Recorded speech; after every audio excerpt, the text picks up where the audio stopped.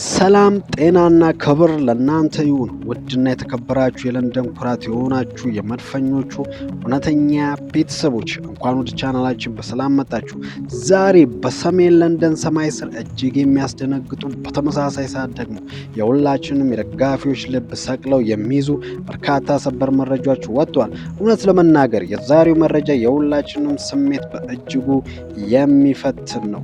ምክንያቱም ዛሬ የምነግራችሁ ስለ አንድ ድንቅ ዓለም አቀፍ ኮከብ ወደ አርሰናል መምጣት ብቻ አይደለም፣ በለንደን ቤት ትልቅ ተስፋ የተጣለበትን የራሳችንን ወጣት አልማዝ ክለባችን አሳልፎ ሊሰጥ ስለመሆኑ የሚወሩ እጅግ አስገራሚ መረጃዎችን ጭምር በዝርዝር እንፈትሻለን። ወደ ዋናው መረጃ ከመግባታችን በፊት ግን እናንተ እውነተኛ የመድፈኞቹ ደጋፊ ከሆናችሁ አሁኑ ቪዲዮን ላይክ በማድረግ አርሰናልን የመደገፍ አቅማችሁን አሳዩ። ለቻናላችን አዲስ የሆናችሁ ደግሞ ሰብስክራይብ በማድረግ የቤተሰብ አባላችን የሆኑ ያልን የደውል ምልክቷን መጫን እንዳይረሱ።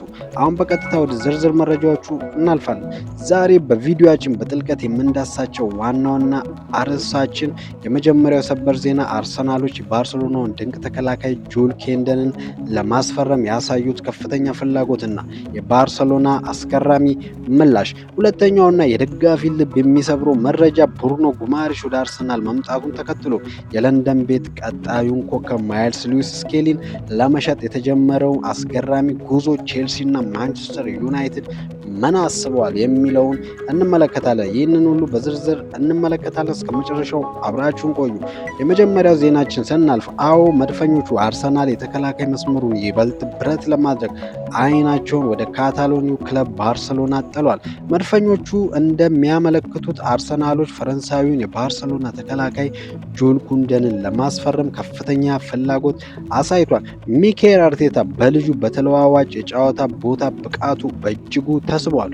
ኩንዴ በማዕከላዊ ተከላካይነት ሴንተር ባክ መጫወት ይችላል። በተመሳሳይ ደግሞ በቀኝ መስመር ላይ ተከላካይነት ራይት ባክ ላይ የዓለም ምርጡን ብቃት ማሳየት የሚችል ድንቅ ተጫዋች ነው። አርቴታ እንደምናውቀው በተለያዩ ቦታዎች ላይ መጫወት የሚችሉ በአካል ብቃታቸው ጠንካራና በኳስ ቁጥጥር ረገድ ብልህ የሆኑ ተከላካዮችን ያደንቃል። ኩንዴ ደግሞ ለዚህ ፍጹም ምሳሌ ነው። የበለጠ የሚያስደስተው ዜና ምንድን ነው ካላችሁ በአሁኑ ሰዓት ባርሴሎናዎች ለተጫዋቹ የሚቀርቡ ማንኛውንም ጥያቄዎች ለማዳመጥና ለመደራደር ሙሉ በሙሉ ዝግጁ መሆናቸውን ገልጿል። ይህ ማለት አርሰናል ተጫዋቹን ለማግኘት የሚፈልገውን የገንዘብ መጠን ካቀረበ ዝውውሩ እውን የመሆኑ እድሉ ሰፊ ነው ማለት ነው። ውድ ደጋፊዎች እስኪ እናንተ ምን ታስባላችሁ? ጁሉ ኩንዴ በዊሊያም ሳሊባ እና ጋብሪኤል ማጋሊሽ አጠገብ ቢሰለፍ የተከላካይ መስመራችን ምን ያህል አስፈሪ ሊሆን ይችላል? አስተያየታችሁን ኮሜንት ላይ አስፍሩልኝ። አሁን ደግሞ ሁላችንንም ወደሚያስደነግጠውና የደጋፊን ስሜት ወደሚፈትነው መረጃ ስናልፍ በቅርቡ ብሩኖ ጉማሬሽ ወደ አርሰናል መምጣቱን ተከትሎ በለንደን ቤት ትልቅ የዝውውር ውዝግብ ተነስቷል።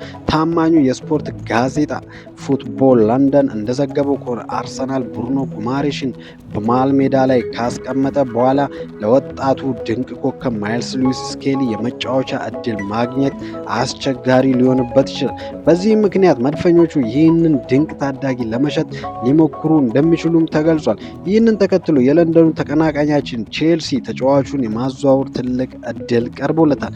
ነገር ግን መረጃው በዚህ አያበቃም። ፉትቦል ለንደን ጨምሮ እንደገለጸው ቼልሲ ብቻም አይደለም እድሉ የቀረበለት። የሰሜን እንግሊዙ ክለብ ማንቸስተር ዩናይትድ ማይልስ ሉዊስ ስኬሊ ለማስፈረም እድሉ ከተሰጣቸው ክለቦች መካከል አንዱ ነው። ነገሩን ይበልጥ ግልጽና እውነተኛ ለማድረግ ታዋቂው ጋዜጠኛ ቤን ጃኮብስ መረጃውን ይፋ አድርጓል። ባካችሁ እዚህ ጋር ሁላችንም በጥሞና አዳምጡኝ። አንዳንድ ገጾች እንደሚሉ ተጫዋቹ ራሱ ለአንድ ክለብ አቅርቧል ወይም ክለቡን መግዳት ይፈልጋል የሚለው ወሬ ፍጹም ሐሰት ነው። ቤን ጃኮብስ እንዳረጋገጠው እውነታው ምንድን ነው?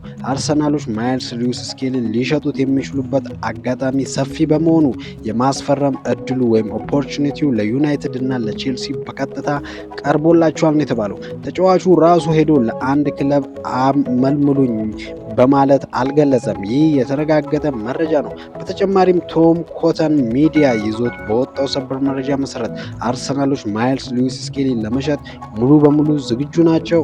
አዎ፣ ይህ ለብዙዎቻችን ድንጋጤን የፈጠረ መረጃ ነው። ተጫዋቹ በአሁኑ ሰዓት ለብዙ የፕሪሚየር ሊግ ክለቦች እንዲፈርም ቀርቦላቸዋል። ክለቡ ይህንን ውሳኔ የወሰነው አንደኛው በገንዘብ ሚና ወይም ፋይናንሻል ፌር ፕሌይ እና በስብስብ ጥበት ምክንያት ሊሆን እንደሚችልም ይገመታል። እንግዲህ የመድፈኞቹ ቤተሰቦች የዛሬው ዝውውር ገበያ ውሎ ይህንን ይመስላል። በአንድ በኩል እንደ ጁል ኩንደን ያለ የዓለም ደረጃ ተከላካይ ለማምጣት መሞከራችን ክለባችን በትልቅ ደረጃ ላይ መሆኑን ያሳያል። በሌላ በኩል ደግሞ እንደ ማይልስ ሉዊስ ስኬሊ ያለ የራሳችንን አካዳሚ ፍሬ ለተቀናቃኞቻችን አሳልፎ ለመስጠት መዘጋጀታችን ያሳዝናል። ሚኬል አርቴታና አንድሬ ቤርታ ምን እያሰቡ ይሆን? እናንተስ በአርሰናል አመራሮች ውሳኔ ተስማማላችሁ? ማይልስ ሉዊስ ስኬሊ መሸጥ አለበት ወይስ በክለቡ ቆይቶ እድል ሊሰጠው ይገባል? እንዲሁም ጁል ኩንዴ በአርሰናል ቤት እንዲፈርም ትፈልጋላችሁ? ያላችሁን ማንኛውንም ሀሳብና አስተያየት አሁኑኑ ከታች ባለው ኮሜንት ሳጥን ውስጥ ጻፉልኝ። እያንዳንዱን አስተያየት አነባለሁ። ቪዲዮም መውደዳችሁን እርግጠኛ ለመሆን ላይክ ማድረጋችሁን እንዳትረሱ። ድል አርሰናል! ቪክቶር ኮንጎርዲያ ክሬሲቲ!